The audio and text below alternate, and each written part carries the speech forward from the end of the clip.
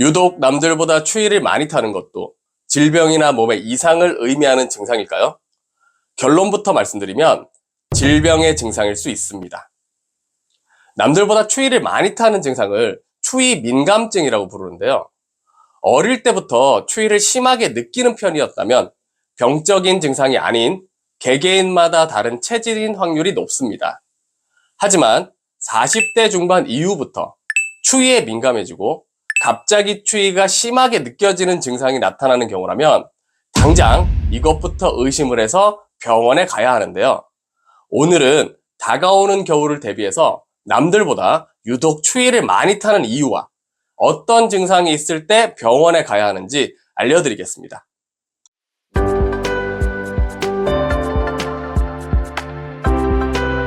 배가 고프거나 수면 부족 상태거나 피로가 누적되어 컨디션이 떨어져 있을 때는 일시적으로 추위를 많이 탈 수 있습니다. 특히 남성에 비해 여성들은 열을 만드는 근육량과 피하 지방량이 적어 더위와 추위를 모두 민감하게 느끼는데요. 실제로 체열의 40% 이상이 근육에서 생성됩니다. 때문에 근육이 부족하면 추운 날씨에 열이 충분히 생성되지 않아 체온이 쉽게 떨어집니다. 또한 우리 몸의 심장에서 만들어지는 따뜻한 혈액이 근육의 운동을 통해 전신으로 퍼져나가면서 체온이 유지된다는데요. 이 때문에 근육이 부족하면 혈액이 몸 구석구석 퍼져나가지 못해 체온 조절이 잘 되지 않습니다. 노인이나 여성, 식단을 극단적으로 줄여 체중을 감량한 사람들이 유독 추위를 잘 타는 것도 대부분 근육이 부족하기 때문입니다. 이를 방치하면 체온 조절 기능이 망가져 여름에도 손발이 차갑고 추위를 타는 체질로 바뀔 수 있습니다. 앞서 말씀드린 경우가 아닌 이런 경우에는 당장 병원에 가야 하는데요. 갑자기 몸이 붓고 피곤하며 추위가 심하게 느껴진다면 갑산성 기능 저하증을 의심할 수 있습니다. 추위 민감증은 갑산성 기능 저하증의 대표적인 증상인데요.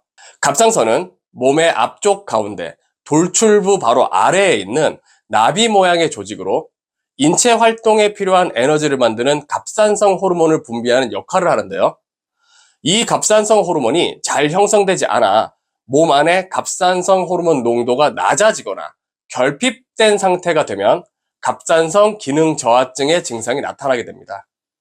최근 들어 추위를 더욱 심하게 타는 증상과 함께 체중 증가, 피로감, 변비, 우울증, 목소리의 변화, 피부 건조, 월경량 및 생리주기의 변화, 몸이 붓는 증상 등이 동반되었다면 갑산성 기능 저하를 의심할 수 있으니 이런 경우에는 반드시 병원에 방문하여 혈액 내 갑산성 호르몬 농도를 체크해 보는 것을 권고드립니다. 순간적으로 어지럽고 숨이 차며 심한 피로감과 함께 추위를 심하게 탄다면 빈혈을 의심할 수 있는데요. 빈혈 또한 추위 민감을 유발하는 질환입니다. 빈혈의 대표적인 증상은 숨이 차고 혀가 쓰리며 피로감, 어지러움, 설사, 부종 등과 함께 추위에 민감해지는 것인데요. 빈혈은 대부분 고른 영양 섭취가 부족하여 생기는 증상으로 그 중에서도 체내 철분 성분 부족이 빈혈의 주요 원인입니다. 철분은 체내 조직에 산소를 운반해 에너지 생성에 중요한 역할을 하는 헤모글로빈 성분입니다. 철분이 부족하면 산소와 혈액이 원활하게 공급되지 않아 빈혈증으로 이어져서 평소보다 피로함을 더 느끼거나 어지럼증, 피부가 창백해지는 증상과 함께 추위를 더 느끼게 됩니다. 앞서 말씀드린 갑산성 기능 저하증, 빈혈과 마찬가지로 병원을 가야 하는 경우가 있는데요. 간단한 자가검진법을 알려드리겠습니다. 추위를 타는 증상이 최근에 발생하였나?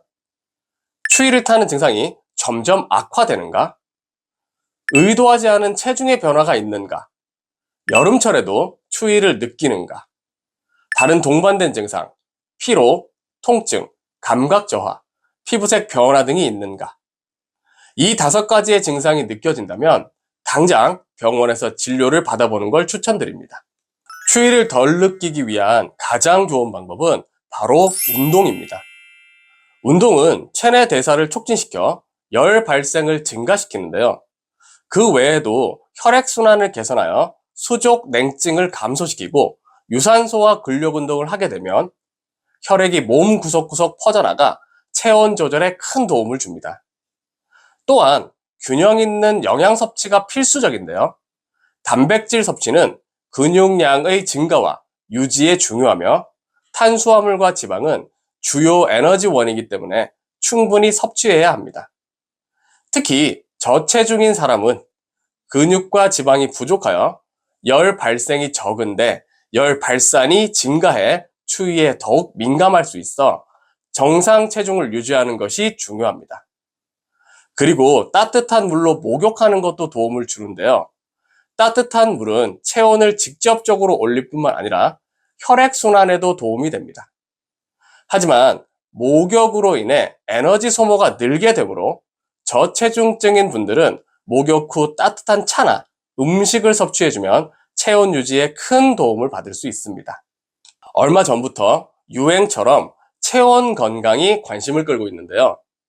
체온만 잘 유지시켜도 우리 몸의 면역력을 증가시키고 건강한 신체를 지킬 수 있는 힘을 가질 수 있어서 그런 것 같습니다.